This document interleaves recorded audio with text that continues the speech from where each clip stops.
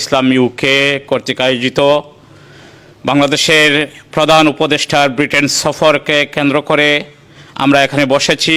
আমরা হেফাজতে ইসলাম এবং সমমনা সকল ইসলামী দলের পক্ষ থেকে সর্বপ্রথম আমরা মাননীয় প্রধান উপদেষ্টাকে ওয়েলকাম জানাচ্ছি, আন্তরিক মোবারকবাদ এবং অভিনন্দন জানাচ্ছি এবং আমরা আশা করছি যে ওনার ব্রিটেন সফর সফল হবে, সুন্দর হবে, সার্থক হবে। আমরা জানি জুলাই আগস্ট বিপ্লবের পরে ফ্যাসিস্ট থেকে বাংলাদেশ মুক্ত হয়েছে। এই ফ্যাসিস্ট মুক্ত বাংলাদেশ থেকে বাংলাদেশের প্রধান উপদেষ্টা রাষ্ট্রীয় সফরে ইউকেতে আসছেন।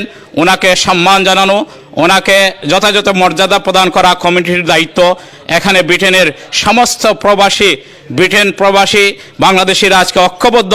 ইনশাআল্লাহ আমরা ঐক্যবদ্ধ থেকেই আমরা প্রধান উপদেষ্টাকে আমরা স্বাগত জানাই এবং যারা প্রধান উপদেষ্টাকে লাঞ্ছিত করার জন্য অপচেষ্টা চালাচ্ছেন আমরা তাদেরকে হুঁশিয়ার করে দিতে চাই, আমরা সতর্ক করে দিতে চাই।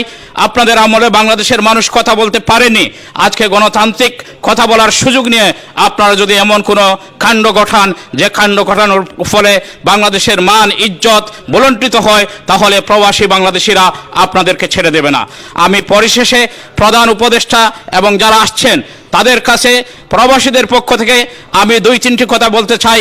একটি প্রথম কথা হচ্ছে প্রবাসীদের জন্য যে ভিসা ফি দেওয়া হয়েছে সেটাকে মওকুফ করা হোক অথবা হ্রাস করা হোক। দ্বিতীয় কথা হচ্ছে প্রবাসীদের পক্ষে আপনি অনেক কথা বলেন মাননীয় প্রধান উপদেষ্টা সাহেব, আমরা চাই বাংলাদেশের এয়ারপোর্টগুলোতে প্রবাসীদেরকে যেন নির্যাতন বন্ধ করা হয়, হয়রানি বন্ধ করা হয় এবং পাশাপাশি আজকে সিলেটবাসীর প্রাণের দাবি, সিলেটের 1 কোটি মানুষের প্রাণের দাবি সিলেট উসমানী বিমানবন্দর আজকে নামে মাত্র আন্তর্জাতিক।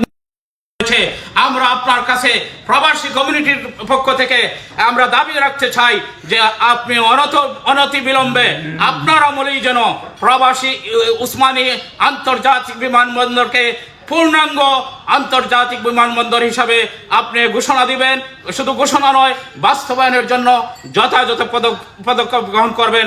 ইনশাআল্লাহ আগামীকালকের সকল কর্মসূচিতে প্রবাসী বাংলাদেশিদেরকে ঐক্যবদ্ধ হয়ে উপস্থিত থাকার জন্য এবং ডক্টর ইউনূসকে ওয়েলকাম জানানোর জন্য সকলের প্রতি উদাত্ত আহ্বান জানাচ্ছি।